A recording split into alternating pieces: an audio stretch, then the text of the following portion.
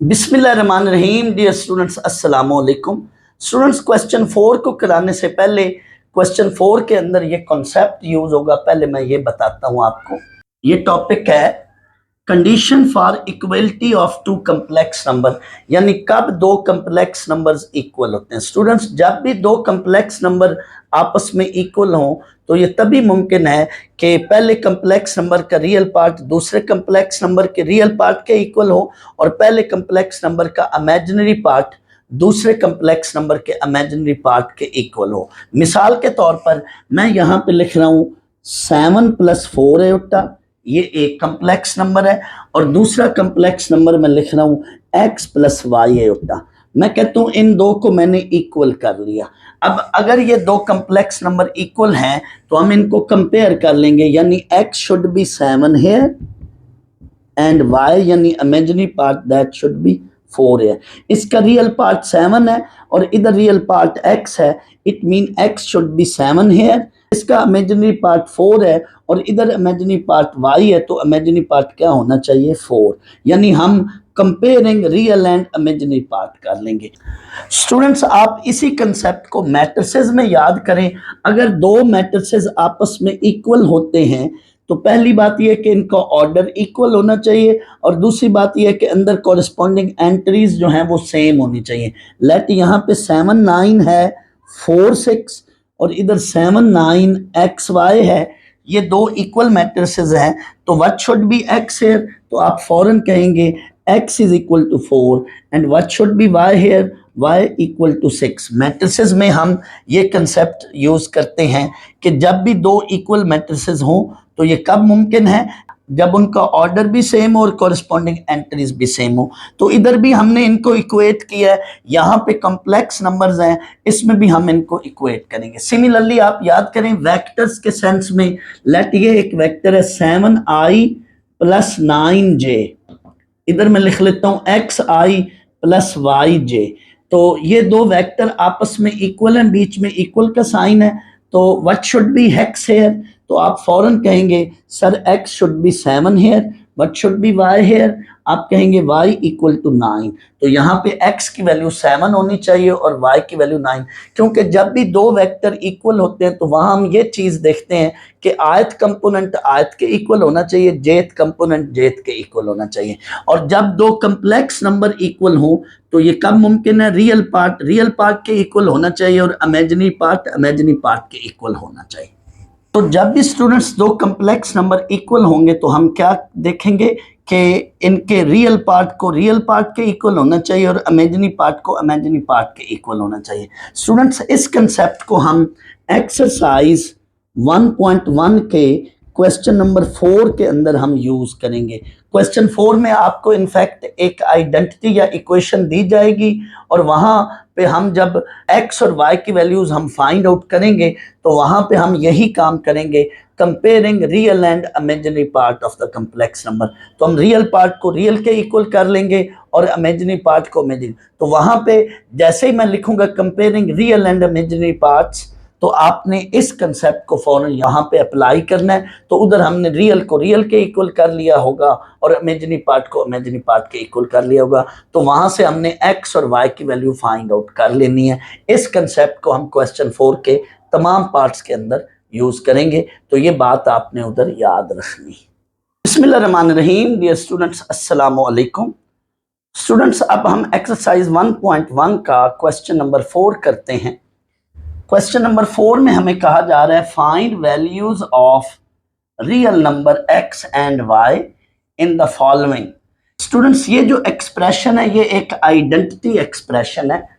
मैं थोड़ी देर बाद इस पर डिस्कशन करूंगा कि ये आइडेंटिटी क्यों है। तो इसमें से हमें x एंड y की वैल्यू फाइंड आउट करने को कहा जा रहा है। इसको हम इक्वेशन भी कह सकते हैं, हर आइडेंटिटी इक्वेशन होती है। तो मैं थोड़ी देर के लिए इसको इक्वेशन कह देता हूं। यहां इस इक्वेशन से हमें x एंड y की वैल्यू फाइंड आउट करने को कहा जा रहा है। पहले मैं इसमें सिंप्लीफिकेशन करूंगा, फिर इसके अंदर मैं इक्वेटिंग या कंपेयरिंग द कोफिशिएंट्स करूंगा, वो मैं आगे जाके आपको समझाता हूं। इस क्वेश्चन में मेन दो स्टेप्स हैं, first we simplify and then we equate. आप चाहें तो क्वेश्चन नंबर 4 के सामने एज ए नोट ये लिख सकते हैं कि main 2 steps here, first we simplify and then equate या कंपेयर। स्टूडेंट्स इस बात की मैं वजाहत अभी थोड़ी देर बाद करता हूं। हम पहले इसको सिंप्लीफाई करते हैं। स्टूडेंट्स मैंने बताया हुआ है सिंप्लीफिकेशन में मल्टीप्लिकेशन हो सकती है, डिवीजन हो सकती है, एलसीएम लेना पड़ सकता है, रैशनलाइजेशन करनी पड़ सकती है, या कोई फार्मूला लगाना पड़ सकता है। तो यहां देखें आपको मल्टीप्लाई करना है। स्टूडेंट्स इस x को इन दोनों से मल्टीप्लाई कर लें और इधर इस y को भी इन दोनों से मल्टीप्लाई कर लें। That is 2x plus 3 iota x, यहां पे ये बनेगा y plus 3 iota y। Next students आपने कांस्टेंट अगर इधर है लेफ्ट साइड पे कोई कांस्टेंट वैल्यू यानी without x and y variable को वैल्यू है तो उसको उधर ले जाएं। इस 2 को मैं उधर ले जा रहा हूं। आप इस 2 को लेफ्ट साइड पे रख कर भी सॉल्व कर सकते हैं, लेकिन अगर आप इस 2 को उधर ले जाएं तो सवाल निस्बतन इजी हो जाएगा। लेकिन कोई स्टूडेंट्स लेफ्ट साइड पे भी 2 को रख कर सॉल्व करना चाहे तो भी हो जाएगा। मैं दोनों तरह से समझा दूंगा। फिलहाल इस 2 को मैं उधर ले जा रहा हूं, यानी जो लेफ्ट साइड पे एक्स वाई वेरिएबल के अलावा वैल्यू है, कांस्टेंट वैल्यू है, विदाउट एक्स वाई है, उसको उधर ले जाएं। तो ये 2 उधर जाके -2 बन गया। यहां पे अब आप स्टूडेंट्स आयोटा वाली टर्म्स को अलग कर लें और बगैर आयोटा के जो रियल वैल्यूज हैं उनको अलग कर लें। ये देखें 2x प्लस वाई, इनको अलग किया और आयोटा वाली टर्म्स को अलग किया। यहां से स्टूडेंट्स आयोटा ले ले कॉमन, आयोटा कॉमन लिया तो 3x प्लस 3y साथ बाहर आयोटा। स्टूडेंट्स यहां पे गौर करें 3 आयोटा x या 3x आयोटा में कोई फर्क नहीं है। जैसे स्टूडेंट्स ये 4 आयोटा या आयोटा इंटू 4 ये सेम चीज है, क्योंकि मल्टीप्लिकेशन में कम्यूटेटिव लॉ वैलिड होता है, होल्ड करता है। ए बी इंटू बी ए में कोई फर्क नहीं है। दैट्स वाई 3 आयोटा x या 3x आयोटा में कोई फर्क नहीं। यहां से अब आयोटा लिया कॉमन तो ये हमारे पास वैल्यू बनी। अब स्टूडेंट्स गौर करें लेफ्ट साइड पे ये रियल पार्ट और ये इमेजिनरी पार्ट है, इधर सिर्फ -2 है। तो मैं यहाँ पे इक्वेट करना चाहता हूँ, तो इस -2 के साथ मैं इमेजिनरी पार्ट 0 लिख रहा हूँ, क्योंकि हर रियल नंबर कोई भी रियल नंबर है तो उसको हम साथ इमेजिनरी पार्ट 0 बनाकर हम उसको लिख सकते हैं।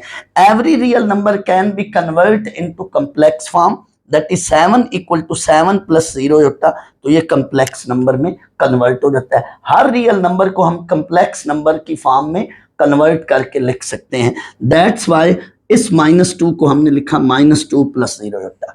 हमने ऐसा क्यों किया स्टूडेंट्स? हम रियल पार्ट को रियल से और इमेजिनरी पार्ट को इमेजिनरी से इक्वेट करें। तो रियल पार्ट को रियल से कंपेयर कर लिया एंड इमेजिनरी पार्ट को इमेजिनरी से कंपेयर कर लिया। तो देखें 2x plus y is equal to -2 and 3x plus 3y that is equal to 0। यहाँ पे जो आयोटा का कोफिशिएंट है वो ये है और यहाँ पे ये आयोटा का कोफिशिएंट 0 है, तो इसको इक्वेट कर लिया, कंपेयर कर लिया।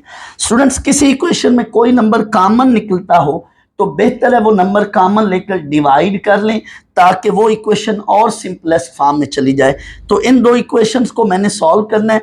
तो पहले मैंने इस सेकेंड इक्वेशन पूरी को 3 पे डिवाइड किया है। ये देखिए मैंने डिवाइडिंग इक्वेशन 2 विद 3, तो ये मेरे पास न्यू इक्वेशन ये बन गई। इसको मैं इक्वेशन 3 नाम देता हूं।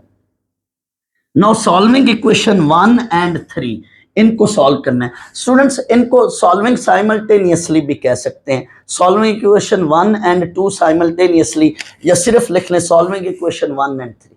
स्टूडेंट जब भी 2 इक्वेशंस को सॉल्व करना हो, इस वक्त ये देखें ये लीनियर इक्वेशंस हैं। लीनियर इक्वेशन को सॉल्व करने के कई तरीके हैं। एक तो एलिमिनेशन मेथड है जो यहाँ पे मैं परफॉर्म कर रहा हूँ, एक सब्स्टिट्यूशन मेथड भी है, वो क्या है वो मैं बाद में बताता हूँ। फिलहाल आप एलिमिनेशन मेथड देखें। जब भी लीनियर इक्वेशन में से x या y वेरिएबल के कोफिशिएंट इक्वल हो, किसी एक का कोफिशिएंट, चाहे x वेरिएबल का कोफिशिएंट इक्वल हो या चाहे y वेरिएबल का कोफिशिएंट इक्वल हो, तो उस वक्त फौरन उनको ऐड या सब्ट्रैक्ट कर लेते हैं वो सिचुएशन को देखते हुए। यहाँ पे देखें ये दोनों का कोफिशिएंट 1 1 है, तो मैं सब्ट्रैक्ट करूँ। जब स्टूडेंट सब्ट्रैक्ट करेंगे तो ये आपने चेंज कर ली। यहाँ सिर्फ लिखेंगे सब्ट्रैक्टिंग, आपने ये मेंशन नहीं करना सब्ट्रैक्टिंग 3 फ्रॉम 2 या सब्ट्रैक्टिंग 2 फ्रॉम 3, बस आपने सिंपल वर्ड सब्ट्रैक्टिंग लिख देना है।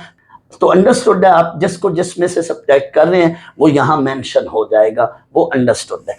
तो ये देखें ये y से y कट गया, हमारे पास इधर क्या है 2x minus x, x value बन गई और इधर ये हमारे पास -2 वैल्यू बन गई। सो x की वैल्यू हमारे पास -2 आ गई। अब सिंपल सी बात है, अब नेक्स्ट क्या करना है, x की इस वैल्यू को वापस इक्वेशन 1 या 3 में से जो आपको इजी लगे उसमें पुट कर दो। Now put value of x in equation 3। मैंने इक्वेशन 3 में पुट कर दी है x की value.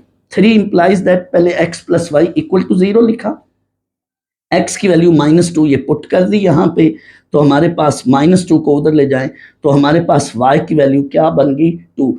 So value of x and y ये हमारे पास बन गई। सेकंड पार्ट क्या है, x/1 + aorta plus y/1 - 2 aorta = 1। आपकी मर्जी है स्टूडेंट्स, आप इसको भी रैशनलाइज कर लें और इसको भी रैशनलाइज कर लें। दूसरा तरीका ये है कि आप इधर ही एलसीएम ले लें। मैंने एलसीएम लिया। एलसीएम में जब दोनों फैक्टर लिखे जाते हैं तो क्रॉस की तरह ये इससे मल्टीप्लाई कर लो, ये इससे मल्टीप्लाई कर लो। नेक्स्ट अब x को अंदर इन दोनों से मैंने मल्टीप्लाई किया, ये देख लें, और ये y को भी मैंने इनसे मल्टीप्लाई किया, 1 साथ उसी तरह। और स्टूडेंट्स डिनोमिनेटर को भी मैंने आपस में मल्टीप्लाई किया। मेरी हमेशा स्टूडेंट्स ये आदत होती है कि फर्स्ट ऑफ ऑल बाकी सारा एक्सप्रेशन मैं वैसे लिखा करता हूँ और मैं पहले आयोटा स्क्वायर की वैल्यू पुट करता हूँ। दैट्स वाई मैंने इनको अभी सॉल्व नहीं किया, ये मैंने ऐसे ही रहने दिया। इस पूरे एक्सप्रेशन में सिर्फ आगे जाके मैंने आयोटा स्क्वायर की जगह -1 पुट किया है, तो -2 इंटू -1 तो वो +2 बन गया।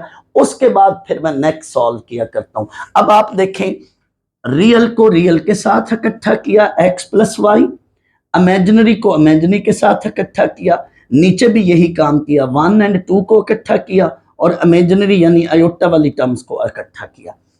1 साथ राइट साइड पे वैसे ही आ। अब आप गौर करें, यहां से मैंने क्या किया, x + y को अलग रखा, ब्रैकेट बना ली, इन दोनों में से मैंने आयोटा कॉमन ले लिया, बाकी वैसे का वैसे -2x प्लस है और साथ मैंने आयोटा यहाँ पे कॉमन ले लिया, ये बाहर आयोटा आ गया, साथ मैंने प्लस लिखा। आप जब स्टूडेंट्स एक नेगेटिव और एक पॉजिटिव हो तो आप बाहर प्लस ही लिखें और नेगेटिव टर्म वैसे रहने दें, पॉजिटिव टर्म वैसे रहने दें। अगर यहाँ पे दोनों के साथ नेगेटिव होता फिर आप नेगेटिव कॉमन ले लेते, तो यहाँ से जस्ट मैंने बाहर आयोटा कॉमन लिया, अंदर क्या वैल्यू बनेगी, -2x + y, और राइट साइड पे ये 3 माइनस आयोटा क्रॉस मल्टीप्लाई करें, 1 से वो मल्टीप्लाई करके राइट साइड पे 3 माइनस आयोटा। नेक्स्ट वही काम, comparing real and imaginary part.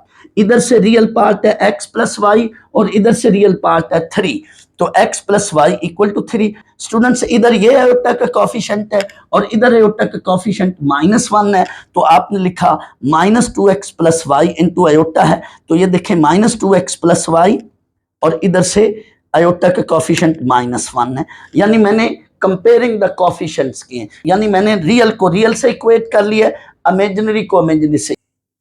अब स्टूडेंट्स वही बात, मेरे पास 2 लीनियर इक्वेशंस बन गई हैं, तो इनमें देखें तो y के कोफिशिएंट 1 है, तो डायरेक्ट इनको सब्ट्रैक्ट कर लो।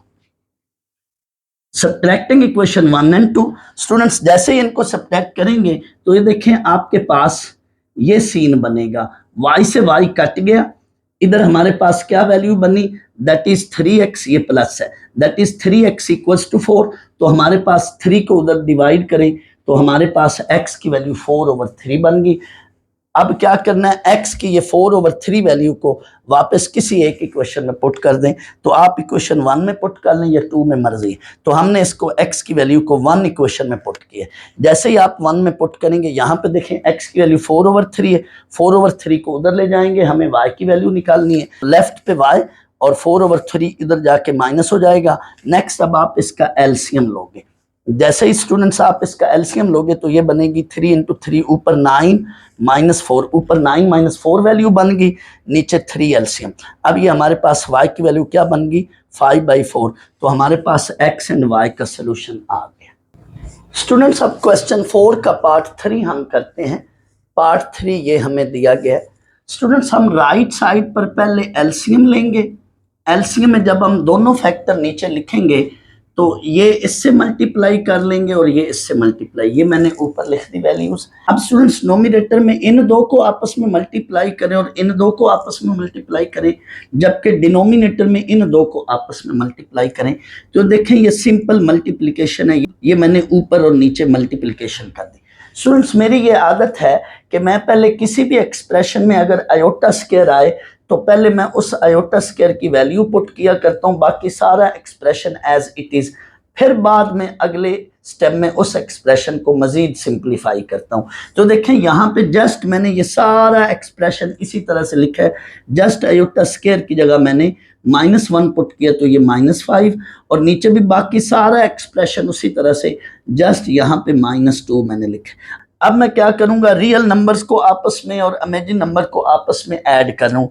तो ये देखें 2 - 5 that is -3, minus iota -10 iota -11 iota, जबकि ये वाली वैल्यू और ये वाली वैल्यू एज इट इज, और नीचे भी सेम यही काम किया है। 6 - 2 that is 4, -3 iota -4 iota that is -7 iota.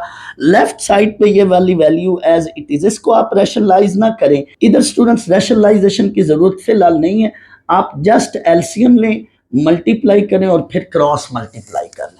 यहाँ पे देखें, अब मैंने स्टूडेंट यहाँ पे क्रॉस मल्टीप्लाई किया इसको, अब इनको आपस में मल्टीप्लाई करें तो लेफ्ट पे ये वाली वैल्यू बनेगी, और इनको ये थोड़ी सी लंबी मल्टीप्लिकेशन बन रही है, आप चेक कर लें ये वाली वैल्यू बन रही है।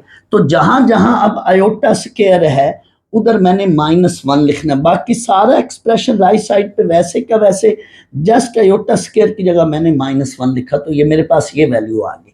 अब स्टूडेंट्स राइट साइड को गौर से देखें, इसमें अब थोड़ी सी कैलकुलेशन, यानी अब आप इसको ऐड करेंगे। ये देखें रियल पार्ट के साथ ऐड हुआ दैट इज 5, फिर स्टूडेंट्स ये इमेजिनरी पार्ट के साथ ऐड होगा, और गौर करें ये 6y और 2y दैट इज 8y, और ये -4y iota and 3y iota -y iota, ये चेक कर लें, -6 + 11 that is 5, -22 iota -3 iota -25 iota, 6y + 2y that is 8y, और स्टूडेंट्स ये -4y iota and 3y iota that is -y iota. Students अब आपने अगर राइट साइड पे x या y वेरिएबल वाली टर्म्स हैं तो उनको लेफ्ट पे शिफ्ट कर दें, यानी जस्ट आप इन दो टर्म्स को इधर शिफ्ट कर दें। तो देखिए 4x - 8y and -7xy iota और +y आयोटा, और इन दो टर्म्स को उधर रहने दें, यानी वेरिएबल वाली टर्म्स को लेफ्ट पर शिफ्ट कर दें। अब ये रियल पार्ट बना लें और इसमें से आयोटा कॉमन ले लें, तो ये इमेजिनरी पार्ट बन गया।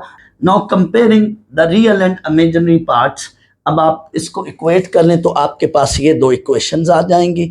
ये दोनों लीनियर इक्वेशंस हैं, इनमें किसी भी वेरिएबल के कोफिशिएंट फिलहाल इक्वल नहीं है। तो अब आप क्या करेंगे, इक्वेशंस को किसी सर्टेन नंबर से मल्टीप्लाई करके फिर वहां पे ऐड या सब्ट्रैक्ट करेंगे। जैसे यहाँ पे देखें, मैंने सेकेंड इक्वेशन को 8 से मल्टीप्लाई करके फिर आपस में इनको ऐड किया। तो first equation as it is, but second equation को 8 से मल्टीप्लाई किया, ये इक्वेशन नहीं बनी, इन दो को अब ऐड करेंगे। जैसे स्टूडेंट्स ऐड करेंगे ये कट जाएंगे, इधर ये -52x और इधर ये वैल्यू बनी, आप इसको उधर जाके डिवाइड करें तो 15/4, x की वैल्यू क्या आई 15/4। x की इस वैल्यू को वापस इक्वेशन 1 में या 2 में किसी एक में पुट कर लें, तो मैंने इसको इक्वेशन 2 में पुट किया है, हमारे पास इक्वेशन 2 बन जाएगी। आप जैसे ही कैलकुलेटर से इसको सॉल्व करेंगे तो ये y की वैल्यू आएगी 5/4, तो ये x की वैल्यू 15/4 और y की वैल्यू 5/4, ये हमारा सोल्यूशन।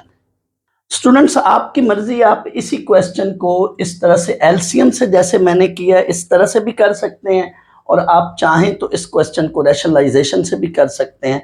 दोनों तरह से सही है, जिस तरह से आपको इजी लगे उस तरह से कर लें। स्टूडेंट्स क्वेश्चन 4 का ये लास्ट पार्ट है, पार्ट 4।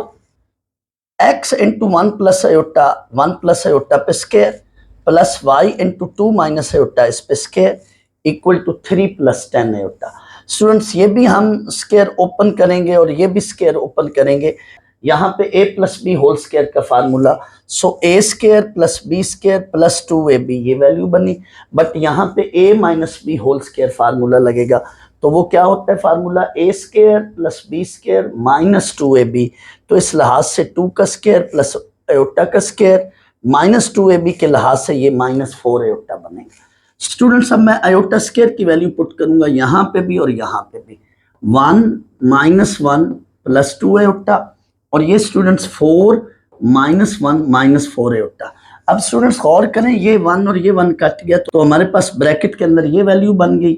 यहाँ पे 4 - 1 दैट इज 3 -4 एयोटा। स्टूडेंट्स यहाँ पे अंदर x को मल्टीप्लाई कर लें और यहाँ पे अंदर y को इन दोनों टर्म से मल्टीप्लाई कर लें तो यहाँ पे अंदर सिंगल टर्म है, लिहाजा ये वैल्यू बनी 2x एयोटा। बट यहाँ पे अंदर दो टर्म्स हैं तो ये y मल्टीप्लाई जब होगा तो 3y - 4y एयोटा। स्टूडेंट्स अब गौर करें, यहाँ पे ये रियल पार्ट, ये मिस्टेक नहीं करनी कि आप गलती से यहाँ पहले इमेजिनरी लिख बैठो और बाद में रियल और इक्वेट गलत कर बैठो। यहाँ पे गौर करो, ये रियल है जिसके साथ आयोटा नहीं है, 3y रियल पार्ट है और इन दोनों के साथ आयोटा है तो आयोटा वाली टर्म्स को इकट्ठा करो और गौर करो रियल को रियल से इक्वेट करना है यानी यहाँ पे, एंड इमेजिनरी को इमेजिनरी से इक्वेट करना है। तो आगे यही काम मैंने किया है, equating real and imaginary part. 3y = 3 और यहाँ पे आयोटा का कोफिशिएंट ये है, इधर आयोटा का कोफिशिएंट ये है तो इनको आपस में इक्वेट कर दिया। स्टूडेंट्स यहाँ पे देखें तो इक्वेशन 1 से आप अगर इस इक्वेशन 1 को 3 पे डिवाइड करें तो हमें y की वैल्यू मिल रही है डायरेक्ट ही, और y की ये वैल्यू इक्वेशन 2 में पुट करें तो हमें आगे x की वैल्यू मिल रही है। वेरी सिंपल है ये question as compare to other parts, ये सिंपल है, इसको आप देख लें, इंशाल्लाह आपको प्रॉब्लम नहीं होगा।